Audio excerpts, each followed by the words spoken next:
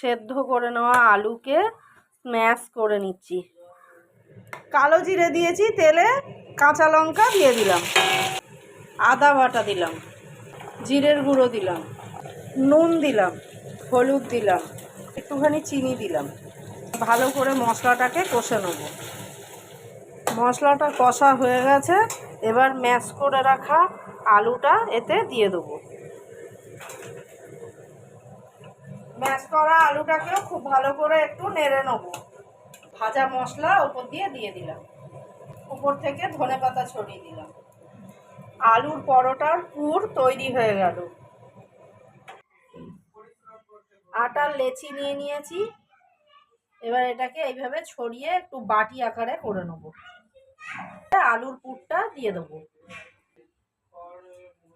এইভাবে এবার এর মুখটাকে বন্ধ করে দিতে হবে।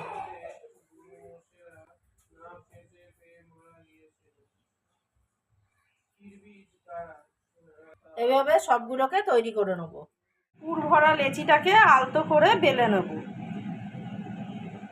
চাটুতে দিয়ে দিলাম, আগে 2 পিঠ সেঁকে নেব।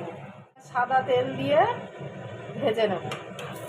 এইভাবে 2 পিঠ লাল লাল করে ভেজে নেব। তৈরি করলাম আলুর পরোটা।